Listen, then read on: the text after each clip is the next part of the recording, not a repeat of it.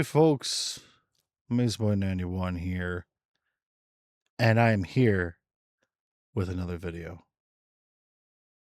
Yes, I've wanted to make this video for a bit because I feel it needs to be said. Now, this is gaming habits that need to die for the future of gaming to survive. Look, if you've been following the gaming industry like I have for pretty much my entire life, eventually you can make your own opinions. These are just my own opinions. Obviously, if you have your own ideas and beliefs, leave in the comment section below. Let's keep it nice and respectable, okay? So, one of the first things I wanted to talk about, I'm going in no particular order here, not butting the whole game on a disc. Look, I'm a physical collector, okay? I love having the physical game on my shelf and I can pick it up and play whatever I want. But there's no point in having the game on a disc. First off, that can hold a lot of storage.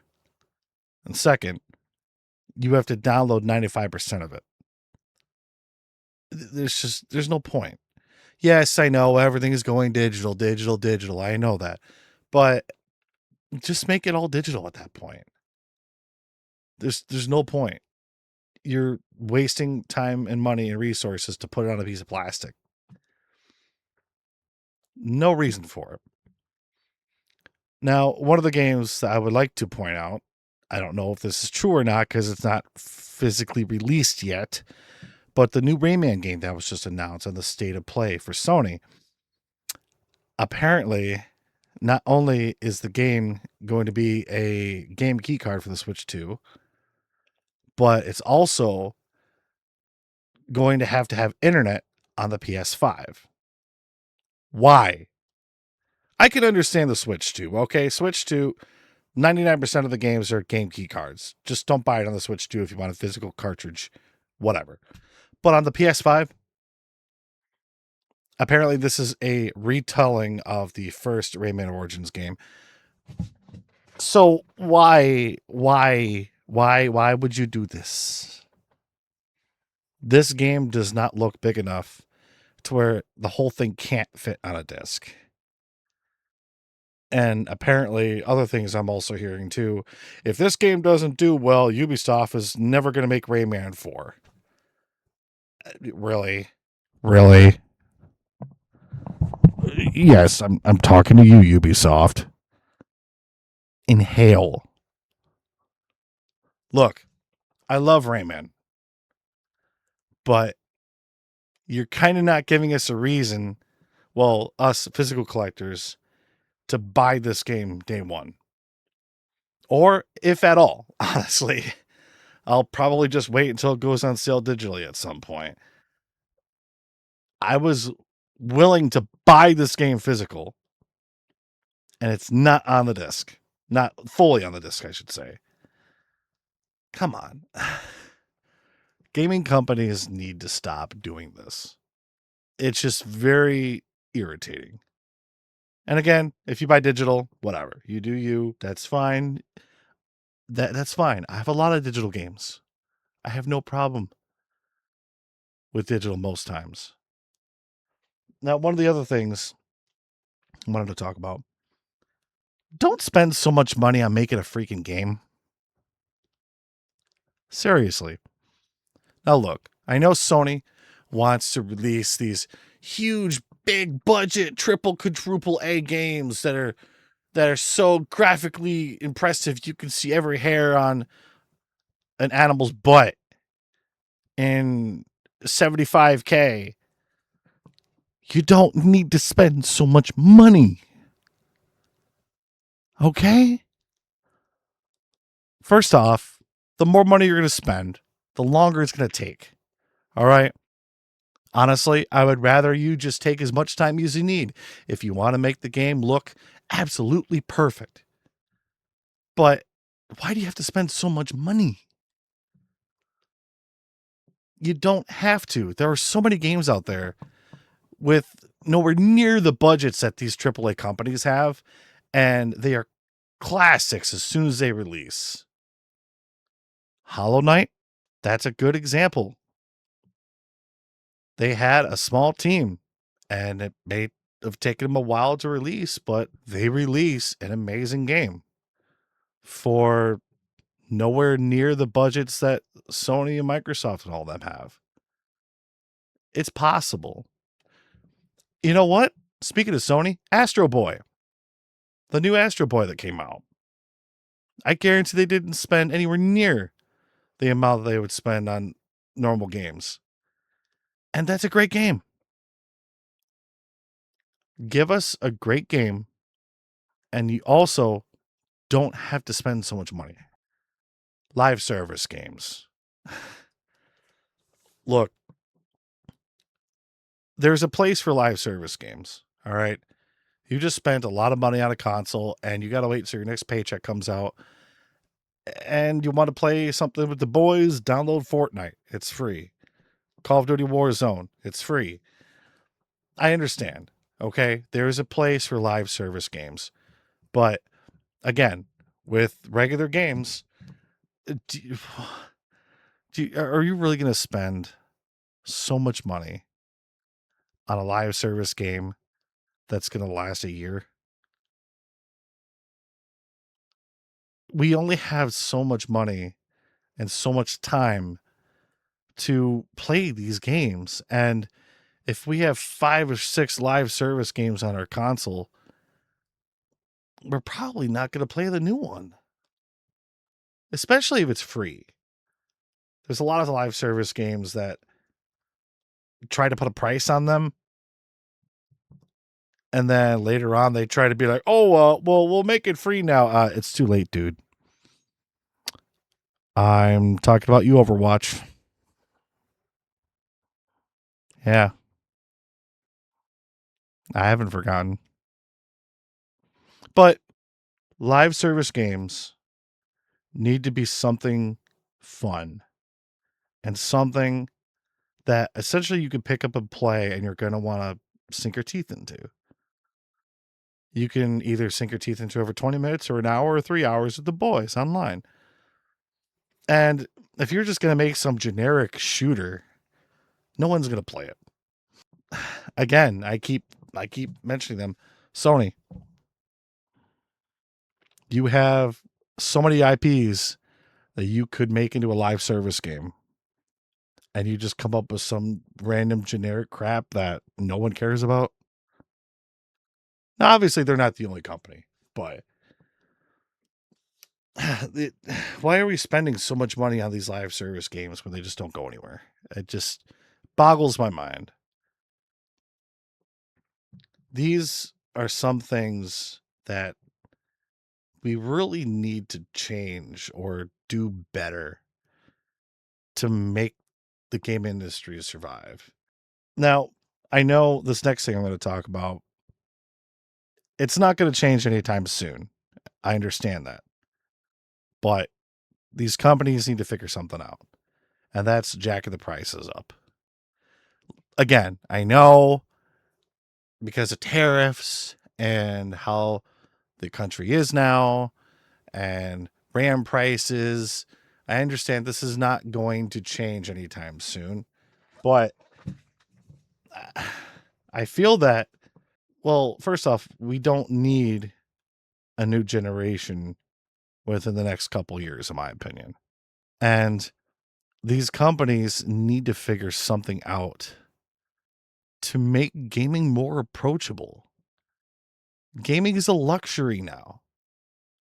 You literally have to spend a couple of paychecks, or you're going to pay your electric bill, or you're going to pay your car insurance.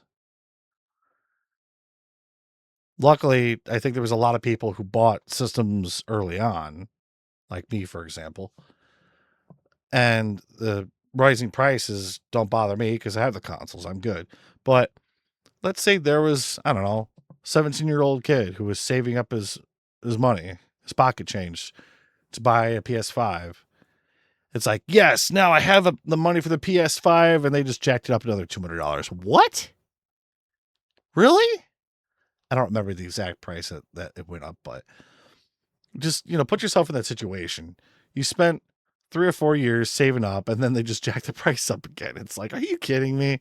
And then if you want another controller, that's more expensive. Again, I understand parts and all this stuff is more expensive, and it's harder for companies to get. And let's be honest, these companies are not going to sell this stuff at a loss. And I understand that because they're businesses at the end of the day. They have to make money. But let's be realistic. Are you going to spend $1,200 on a console? Are you going to spend $1,200 on a gaming computer? Let's be honest. With the new gen possibly around the corner, I don't know what these companies are going to do, man. And it's sad that people are complaining that the Switch 2 is going to go another $50 here in September when Valve just jacked the Steam Deck up extra $200. And who knows if it'll go up again. People said that the Switch 2 is expensive. Now it's looking like the cheaper option. And who knows if people are going to see rising prices even more with Sony and Microsoft. I don't know, man. It's going to get to a point where no one's going to buy these consoles. And to be completely honest with you, like I said, I don't think we need a new generation yet. We still haven't seen the one game yet that have put these systems to its limit to where, oh man, we need a PS6, we need a new Xbox. Maybe GTA 6 will do that. I don't know. But I feel that there's still potential in these consoles to where I don't think we need a new generation yet. Nintendo, they're on their own timeline. They're doing their own thing. Now, including these system prices, just subscription services in general. Now, I don't mind subscription services, but when you keep jacking the price up and jacking the price up, just like the consoles, dude, it's going to get to a point where no one's going to subscribe to you. Not only are these gaming companies jacking the prices up of subscription services, but everybody has subscription services. And these companies can only do so much before we're just going to go, I don't want to subscribe to this anymore. I got Netflix, I got Paramount Plus, I got Disney Plus, I got this, I got that, I got 75 subscription services I'm paying for a month. I'm not going to subscribe to Game Pass. Now, mind you, Microsoft is doing the right thing and they dropped the price of Game Pass, which was good. That's a nice change. But if I heard correctly, Sony's raising their prices of their subscription service. Why? I don't know. Maybe they're not. I don't know if that's set in stone yet. But there's only so much that we could pay for and subscribe to at a time. Do we buy a new game? Or do we subscribe to this ever-increasing subscription service? And again, I'm not against subscription services. If you want access to NES and Super Nintendo and N64 games on the Switch 2, go for it, man. That's awesome. If you want to access Xbox games day one on Game Pass, go for it. You want to pay for classic games on Sony's subscription service, go right ahead. But again, these companies are pricing us out, not just on consoles, not just on games and controllers, but subscription services too. Now, mind you, with games, I might as well just mention that really quick. Yes, it is great that we have had $60 games for such a long period of time, because I've seen many advertisements from back in the 90s where Donkey Kong Country was $75. If you don't believe me, look it up. So having a game for $59.99 for as long as we've had is awesome. And it just went up an extra $10 this generation. You know what? That's not bad. But when Nintendo throws their hat in the ring and they're like, we're going to do a $79.99 game. You just put the idea in everybody else's head. Hey, maybe we can charge $80. Maybe we can charge $90, maybe $100. Man, the sky's the limit. I mean, companies have technically been doing it for a long time with DLC, day one stuff, and blah, blah, blah. Oh, if you pre-order this day one, you get a bunch of extra digital stuff. That doesn't really mean anything. The $79.99 game that Nintendo released, Mario Kart World, maybe it is worth $80. I don't know. I haven't played it yet. Looks pretty awesome, but they've had it released this long for $79.99, and there's no free content updates for it. Man, I thought at this point they would at least do something. Maybe they will at some point later on down the line where they think it's necessary, but it's like, I don't know.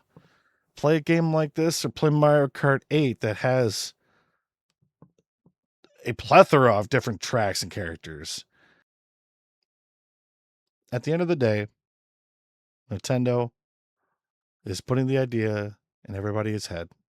And hey, maybe GTA 6 will be $100. Maybe GTA 6 will be 90. I don't know. But GTA 6, if you want to be the good guy, charge $69.99. Then you can, once you get the online up, then you can pay for extra stuff. But make the base game, if you want to buy it, $69.99.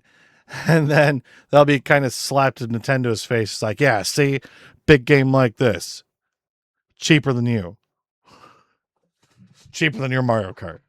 I don't know. That's just what I think. Obviously, I'll say one last thing before I end this. Please, if you're going to spend all this time and money and resources on a game, and you delay it,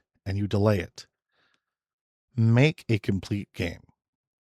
Please, make it finished. Okay, if you have to connect it to the online servers for the online multiplayer, whatever. But make a complete game if I'm going to spend $69.99. Because there's so many companies out there within the past couple generations that have released a game and it's trash. There's no content. People play it for a month and then drop it, and they try to bring players back by, oh, we're releasing a bunch of DLC. Nobody cares. We moved on. Just make a complete game. Breath of the Wild was, how long was it delayed for? And people loved Breath of the Wild. Now, even if there's companies that are like, well, we have to release it for the holidays and blah, blah, blah. No, I'm sorry. That's not an excuse. Release a complete game. Because if you release this game now, complete with all the content you want to put into it, people may love your game and people may keep playing your game. You got to remember, we have a lot of choices. And if your game has no content, we're not going to care. We're just going to move on. And your game is just going to be buried with all the other dead games. That's just the brutality of the gaming industry, unfortunately. So that's just a few things that I had on my mind that the gaming industry really needs to change just for it to survive. I've mentioned on our podcast numerous times that there could be another video game crash at some point with the ever increasing prices of consoles and games and subscriptions and just everything going up and up and up. There's going to be a breaking point at some point. And you're going to see, It would be really sad. I don't want to see that because I want to see the gaming industry survive and thrive. But if it comes to that point, it's going to be sad news, man. It's going to be some sad news. You're seeing like a PS5 and the Series X on sale for $100 and nobody's buying them. That's going to be pretty sad. But that's just my opinion. If you enjoyed this video, please comment and like and subscribe and all the other happy stuff that all the other YouTubers say. And y'all have a good day / night.